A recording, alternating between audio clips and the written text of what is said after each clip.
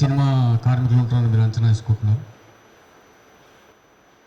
నాకు నిన్న ఒక మేనేజర్స్ వాళ్ళతో మాట్లాడితే చెప్పారన్న, రోజుకు నాన్ కార్డు హోల్డర్స్ ఒక 3 లక్షల మంది, కార్డు హోల్డర్స్ ఒక 5 లక్షల మంది, 8 లక్షల నుంచి 10 లక్షల మంది మన హైదరాబాద్లో తెలంగాణలో జరుగుతున్నటువంటి షూటింగ్స్లో పాల్గొనే కార్మికులు. అది 24 క్యాట్స్కి సంబంధించి. ఆ అవకాశాలు లేక రోడ్ల మీద ఉండేవాళ్ళు ఇంకొక 5 లక్షల మంది ఉంటారట ఇక్కడ ఉన్నటువంటి పరిస్థితి. ఈ ఒక అంశం మీ దృష్టికి తీసుకురావాలని చెప్పి ఇప్పుడు తెలంగాణ ఉద్యమకారుల జేఏసీ సెక్రటరీ జనరల్, అలాగే 3 సినిమాలకు చేసినటువంటి ప్రొడ్యూసర్ ప్రఫుల్ రామరెడ్డిని మాట్లాడాల్సిందిగా కోరుతున్నాను. అందరికీ నమస్కారం. ముందుగా ఇక్కడ విచ్చేసినటువంటి వాళ్ళకు, ఎందుకంటే 3వ తారీఖు ఈ నెల బషీర్బాగ్ ప్రెస్ క్లబ్లో ప్రారంభించుకున్నాం. అదేవిధంగా నా గురించి కూడా కొంచెం చెప్పాలి, ఎందుకంటే నేను ముందుగా సోషల్ యాక్టివిస్ట్ని. 96 నుంచి తెలంగాణ ఉద్యమంలో ఫుల్ టైమ్గా పనిచేసుకుంటూ, అదేవిధంగా మొదలు సీరియళ్ళు తీసి ఆ తర్వాత సినిమా రంగానికి రావడం జరిగింది. ఉద్యమాలు చేసుకుంటూనే నిజంగా కూడా మాకు ఈ మధ్యలో అప్పుడప్పుడు మాట్లాడుకున్న సందర్భంలో అసలు ఏంది మనం ఎటుపోతున్నాం, ఇంకా 11 ఏళ్ళు అయిపోయినా కానీ ఇంకా మనం ఏడేసిన గొంగడి అక్కడనే ఉంది.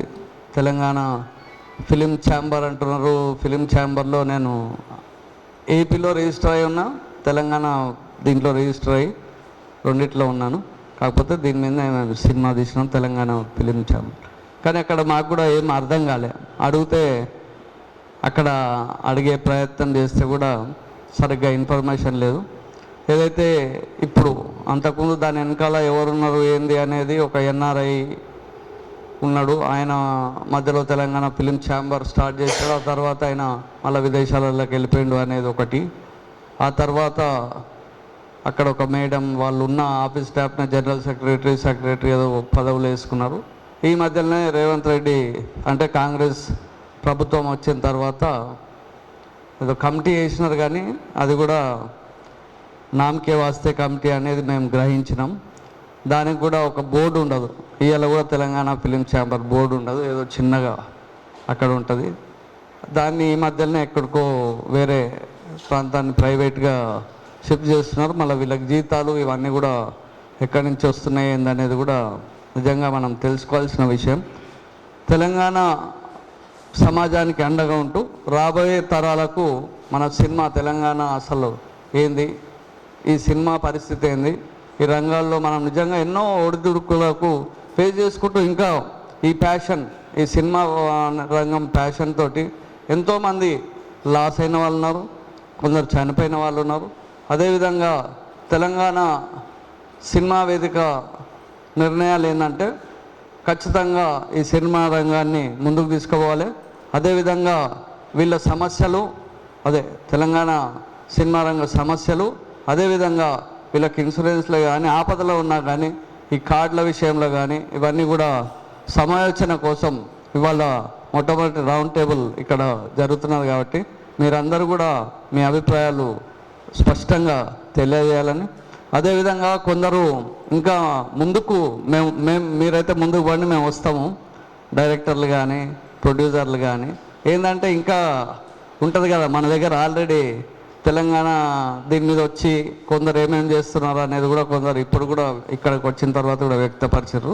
చిత్తశుద్ధితోటి మనం ముందుకు పోదామంటూ లాంగ్ స్టాండింగ్ ఆలోచన, ఏదో ఇవాళ వచ్చినాం వేదిక పెట్టినాం మాట్లాడినాం వెళ్ళిపోయినాం అనేది కాకుండా లాంగ్ స్టాండింగ్ దీర్ఘకాలిక ఆలోచనతోటే కూర్చొని మాట్లాడి మనమందరం కూడా మీరందరూ దీనికి కూడా సహకరించి ఏ విధంగా చేస్తే బాగుంటుంది, మన సమస్యలను ఏ విధంగా తీర్చుకుంటే బాగుంటుంది. మన థియేటర్లకు కూడా నిజంగా ఘోరాతి ఘోరం. మా సినిమా జూలై 7కు రిలీజ్ అయిన gang leader Mohan Krishna gang leader కూడా చాలా సమస్యలతోటే ముందుకు పోయినాం, అయినా రిలీజ్ చేయగలిగినాం. ప్రీ రిలీజ్ కూడా రాజమండ్రిలో చేసినాం, ఇక్కడ స్టూడియో ఈవెంట్ అక్కడ చేసినాం, ఇక్కడ చేసినాం. అయినా ఒడిదుడుకులతోటి ముందుకు పోయినాం, ఇంకా ముందుకు పోతాం. ఇంకా రాబోయే కాలంలో కూడా సినిమాలు తీయాలనే ఉద్దేశంతో ఇంకా వేరే ప్రొడ్యూసర్లను కూడా మాట్లాడుతూ ఉన్నాం, వాళ్ళు కూడా ముందుకు వస్తూ ఉన్నారు.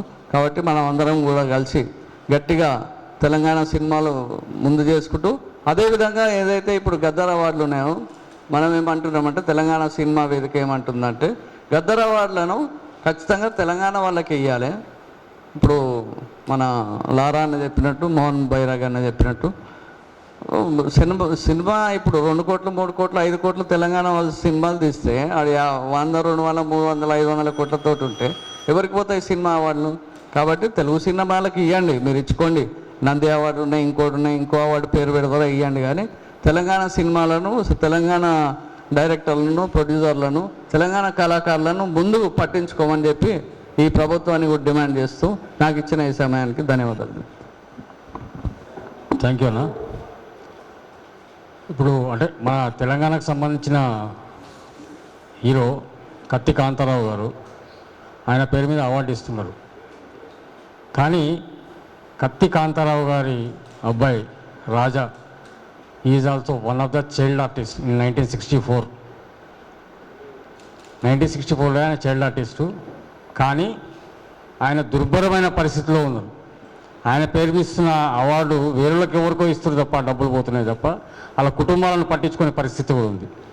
నేను కాంతారావు గారి విషయమే కాకుండా మన కళ్ళ ముందు ఉన్నటువంటి మురళి అన్న, గోదూరి మురళి వాళ్ళ అబ్బాయి ఇక్కడనే ఉండు జయవీర్. గోదూరి మురళి అంటే శివాలో చేసిండు, మన అది మహర్షిలో సెకండ్ హీరో. ఆయన ఆరోగ్యం బాగాలేక ఇప్పుడు పెరాలసిస్ వచ్చి ఊరిలో ఉంటే ఆయన పట్టించుకునే నాదులు లేడు. అట్లాంటి కండిషన్స్ కూడా చాలామంది ఉన్నారు. ఇప్పుడే ఈ కార్యక్రమానికి ఇచ్చేసినటువంటి నాటకకర్త, దర్శకుడు, సినీ నటుడు దెంచాల శ్రీనివాసన్నకు స్వాగతం. ఇప్పుడు సర్వాయి పాపన్నగా పేరొందినటువంటి సినీ నిర్మాత, దర్శకుడు, సీనియర్ నటులు జైన్ గౌడ్ అన్న మాట్లాడాల్సిందిగా విజ్ఞప్తి చేస్తున్నాను.